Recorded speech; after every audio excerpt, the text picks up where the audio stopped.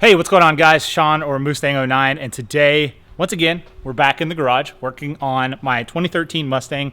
We're doing a On3 single turbo kit.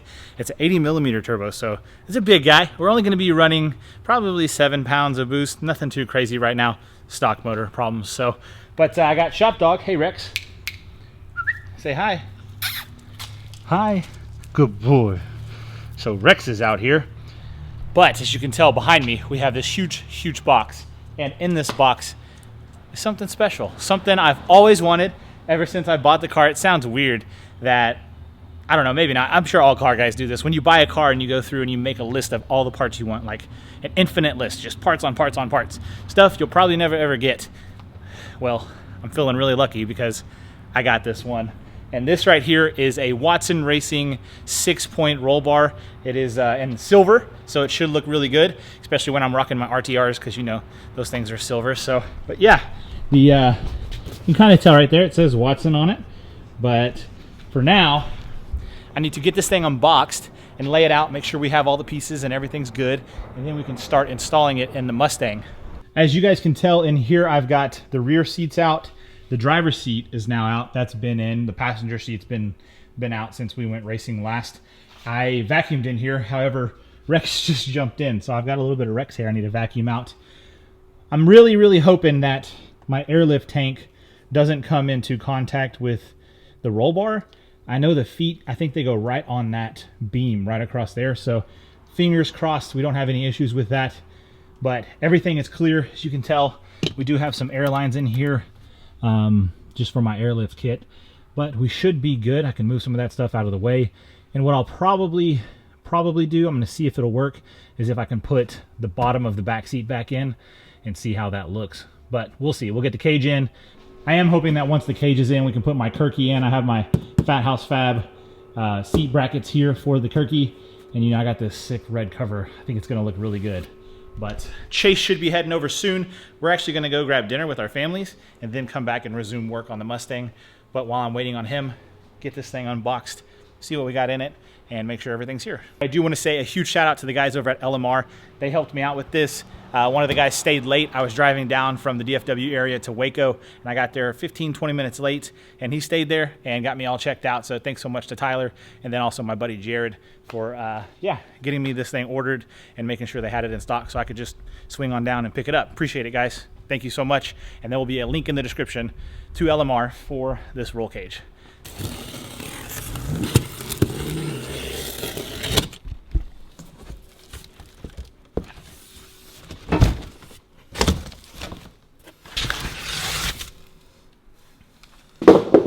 Nice. Alrighty, guys, right here we have our main hoop. Over here we have the legs that go to the front of the car that'll mount to the front firewall area, I believe, or the floor. And then these are the rear pieces that go to that big beam in the back of the car that I was telling you about. So this is in the back seat area. We have some, what I believe are probably sandwich plates. You know, these will probably go to the bottom of the car underneath where these go. And then all of our hardware, and then obviously directions. So from what I've seen online, it seems pretty straightforward. So I'm hoping we can get this done pretty easily and get this thing mounted in the car tonight. Alright, guys, as first steps are concerned, it's really removing that rear seat, which, as you can tell, we've already done. So now I need to remove these little kick panels right here, these little door seals, and then these back plastic pieces as well. I'm going to take this opportunity to throw you guys on my head on the GoPro. That way I can have both of my hands free and I can show you how these pieces pull out, and just, you know, it's an easier way to record this whole process. It's going to pull up. I know I've done this before when we did our airlift setup. So just pull up and bam. Bam. It's got, I forget, it's got a little double-sided tape on there. I don't know if I did that or if that's factory. I can't remember. I remember now, we fought this one like crazy to put it back in. Alrighty, so Chase is here. Say hi. Hey, what's up? We are going to dislodge the wiring harness retainers from the floor corner gussets using a fork trim panel tool. That's this guy here. So Link in the description. yeah, I'll leave that up to you. You can find the Amazon tool in the description. Yeah. down below. Hey man, everybody liked my Amazon plug. Your plug? Yeah, dude. I think I sold a couple. Hey, that's what's up. I still have to buy one. Let's see. Place the roll bar's main hoop into place with lower mount straddling the corner gussets. Ooh, it's getting serious, Chase. This is a race car now. It's pretty awesome, man. Nice. I like the little loops for the. Yeah, for the harness. It's pretty awesome. Set the rear diagonal bars in place and bolt machine joints together snugly with provided socket head Allen screws. Sweet, so the tank doesn't interfere. Mine kind of. Oh man, I went too far. Yeah, so we have to get rid of that sound deadening there, huh?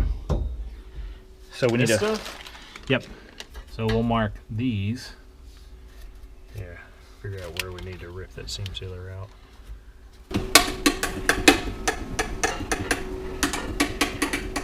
Here we go.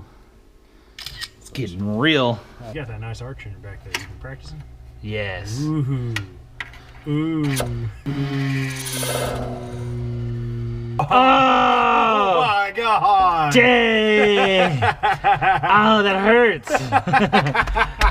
Oh, that will forever be there. Yeah. Oh my god. Dang, I should sign it. Oh. Sign it, a date and the time. What's today's date? Oh fuck. Oh, I got you. 10/26. 10/26. Bam. Wait, 1919. You don't know what year that was? I own my scratch and my autograph and the. That's so awesome. Mark it up. Ugh. Color in the whole circle. Yeah. Good idea. Follow me on Instagram, guys. You can see You can see. the behind the scenes before the front of the scenes. AKA before it's on YouTube. Yeah. Ooh, okay, boys. So after this little big hammer, this sketchy screwdriver, and this pry tool, we went around the seams, and you can see there's a ton of glue, like right in here. There's a bunch down here, and then now it'll pull off. We can show you guys how glued in it was. Ooh, yeah. So you can see there's All that junk. big pieces everywhere. Yeah, it's mainly this corner. Yep, it was that corner. Once we broke that corner loose, It popped right. it popped off and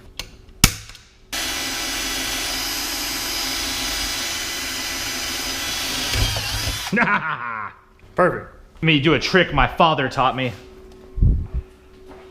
Tape it. Yeah, Take it, step it. Oh man. we're getting cereal. You're not gonna tell the YouTubes about this? About what? Is it recording? Yeah, it's recording. I know, we've been talking about it. Yeah. I'm taping it off so I know where to stop. Yeah, you didn't tell them that. Hey, Oh, sorry. So guys, this blue tape on here signifies don't go past the blue line. We'll see if this drill's strong enough for this. Now we get to use rivet gun. This is brand new to me. I've never used a rivet gun before. I think, does it go? Goes like this. Is that it? Yep. I don't have to twist anything in the back? Okay.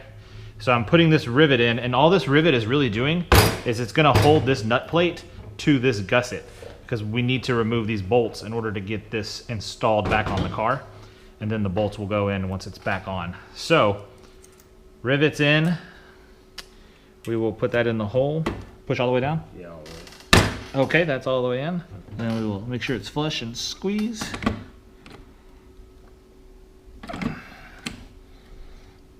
There we go. Okay, so And then you're 3 pumps. out the back. Shit. Oh, that falls out the back. Yeah. Oh, I see. Cool. Oh, something else that I need to show you guys. Back here, we had to do a 7/8" hole saw on this hole, and that's going to allow the nut plate to rest into that hole when we slide it on, because as you can tell, it's bumped up right here. And so over here, or over back here, it'll be fine. I need to clean up all of these metal shavings real quick.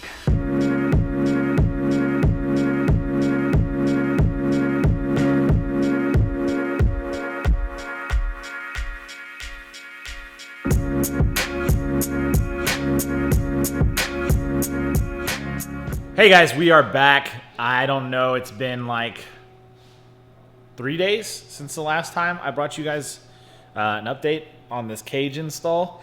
I have to say, man, not really feeling it. It's in. I'm feeling that it's in. I think it looks good. I think it's going to work. I mean, it's sturdy as all get out.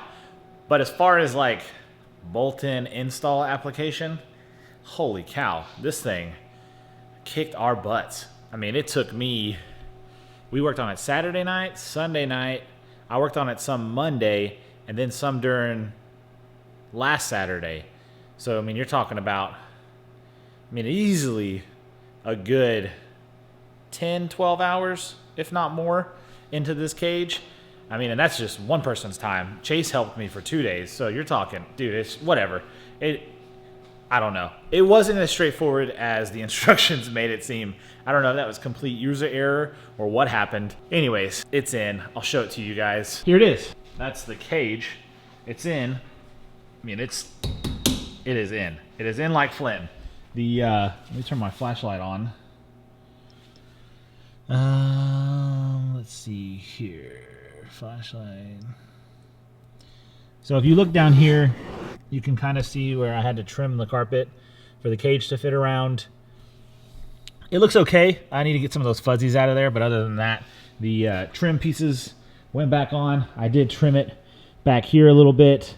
The seat is not mounted permanently. It's just sitting in there for looks, for its good looks. As you guys can tell right there, we have our Fat Fab seat bracket. So I've got to get a buddy over here. I think we're going to mount this once the car's back on the ground. It's going to be a little easier with this sitting on the ground than it would be if we're climbing over this on a step stool to get in and out of the car to line the seat up. It's going to wiggle around a lot, so lower to the ground will make it a lot more simple of a process. So we'll wait on that. The good thing, I'm super stoked that I put this in, years ago. That way I can take this thing out. I don't know if it's going to come out easily or not. See if I can do it one-handed. Bam. Being that I have now, I call it a cage. It's a roll bar. The roll bar in with this seat, I'm going to have to climb over into it. So as much space as I can have with the steering wheel is going to help a ton. So I'm glad that I've got that setup going on. Let me take you to the passenger side and I'll show you the issues I was having. Alrighty, so on the passenger side here, you can tell I don't have this trim piece on because I think I'm going to have to trim it. I think it's a little too big. But one of the issues I'm having is on the bracket down here. Okay, here we go. So some of the issues that I'm having over here are that the hole here is so close to the bar, the bolt doesn't want to slide in straight down. It wants to slide in like at a crooked angle, I don't know, like that, as opposed to straight down. So it's really kicking my butt. And then also the holes in the middle here, those are just for some Allen heads that hold I call it a sandwich plate. There's a plate on the bottom you guys saw with the nuts on it. It holds that to the bottom of the car so you don't have to have somebody holding it, and it stays in place. So I'm thinking I'm going to have to cut the nut off of the plate at the bottom, slide the bolt through, and then just run a nut up it like that. That way it'll be tight. So it won't be welded to the plate on the bottom, but it should hold just fine. Shouldn't be a big deal. Here's another look at the cage here. It looks really good. I mean, I don't want you guys to get me wrong. The cage looks good. I think it's going to be strong. I think it's going to do what it needs to do. Yes, one day I will get this thing welded in. Maybe. Actually, I say that, and I'm not real sure. Probably stick with this one bolt in, and then eventually when I need to get, something a little more certed, then I'll get probably just a whole new kit and weld it in. I've read some things online that converting this to a full cage isn't as easy as it seems. You're better off just buying a kit and having it welded into the car. So taking some of that as advice from the internet. It's multiple sources, so it's not just like one thing saying that. The internet's tough. You got to read a lot and decipher what's good information and what's bad information.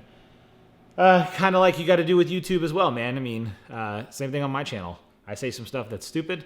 I say some stuff that makes sense. Hopefully this one, it makes sense. I don't know. It was a super, super tough install for me. I don't know why that is. I don't know if this is like Gen 1 of the kit. I knew it was one of the last two late model restoration had for sale, but it's not anything of their fault. It's Watson Racing. Just kind of some fitment issues overall. Not completely satisfied with it. Yeah, so what can you do? You can move forward, modify it, move forward. It is car modding. That is what it is. Anytime you modify your car, just plan on a little bit extra. Just like the turbo kit. I mean, the turbo kit is going in. It's not as smooth as I thought. It's not the turbo kit's fault. It's just we did some stuff out of order. So right now we are waiting for, let me show you. I have to run some AC lines, and per the instructions, it did say to run those before you put the manifold on. Well, me being me, I put the manifold on. Now I'm trying to run these AC lines, and it's making my life a living hell. Other than that, you know, everything else seems to be going okay. I did get a new, V-band clamp from On3 that will fit with the turbo. So I gotta wait to put that one on until we're ready to put it on, because they said it's like a one-time use still. You don't want to be putting it on and taking it off. It could snap the stud that's on that V-band, which is not really, you know, doesn't give me the most confidence in the world that it's gonna hold it for good, because that's a heavy turbo, and you know, just the flexing of the motor and all that fun stuff. But we'll see. We'll see how it holds up over time. Who knows? It could be good, and he could just be worrying me for no reason. But yeah, so we've got merge pipe over here. I actually had to buy a new stud for this clamp. Not a big deal. Home Depot had it. You can see this one goes on over here, and then this pipe follows suit with that one, and it'll go on something like that right there. Which, it's looking good. Wastegates will be on. I need those on before everything else goes in. And then we'll start. Once this guy's on, I'm thinking stuff is going to start coming together pretty quickly. At least that's my hope. It's been tough doing it by myself. It's a little disheartening when you run into speed bump after speed bump after speed bump, and you don't have friends here to like keep you motivated. It just makes it tough. You know, I'm definitely a team player kind of guy. I've never really been like go out and do it all on my own. Just never been like a by myself kind of person. Yeah, so I like the support from others. I like, I don't know, being a team leader. I don't know, group effort has always been fun to me. So yeah, and then this is also, I mean, this is the biggest project I've ever done on my car. I mean, if you guys follow the channel, you'll know that. But I'm excited to come out the other end of it. I think it's going to be good when the turbo kit's on and we're, you know, putting in the break-in miles on the clutch, and then we get to take it to the tuner and get it programmed and tuned, and then we get to make our first rip. I just can't wait to make that first pass. Watching all other guys on YouTube out there racing their cars, and I know it's about to be winter time. Like, I should have waited on this and done this during like a winter build, but is what it is, man. I'll get to kind of figure out some quirks and the kinks of it this winter. So before tracks reopen for next year, hopefully this thing's 100% and we're ripping day one. That's the big hope. So that's kind of a quick update towards the end of this video. I know the install kind of went sideways there with showing you guys how it was going, but to be honest, it was kind of kicking our tails. So just kind of put the camera down and just dove right in and went head first and got after it. That way we can get it finished. So I apologize about that, but thank you guys so much for watching this one. Sorry for missing the video last week. I'm just trying and stay consistent. Work has been crazy. For you guys that don't know, I do work full-time. YouTube is just kind of a side gig that I do. It's more of a hobby, not a gig. I definitely enjoy making you guys videos and doing it to kind of, I don't know, track what I've been doing, and I can look back on it one day and kids can look back on it and all that fun stuff. So, but yeah, work's been crazy. I do construction. Construction business is good. No complaints from me and the wife, so she's happy with it. Just kind of sad that I'm gone all the time. But yeah, no complaints. I mean, life is great. Work is good. This thing will be awesome. I know it. I know it'll be awesome. I'm looking forward to it. I hope you guys are too. So thank you so much for watching. Once again, I'm going to plug the channel. If you haven't already, subscribe down below. If you have any questions about the build, the parts that are on it, definitely check out the rest of the series. I'll link it in one of these corners. And yeah, look forward to seeing you guys in the comment section. If you got anything to say, let me know, and we'll see you boys down there. In the meantime, take it easy, and I'll catch you back here next time. Peace.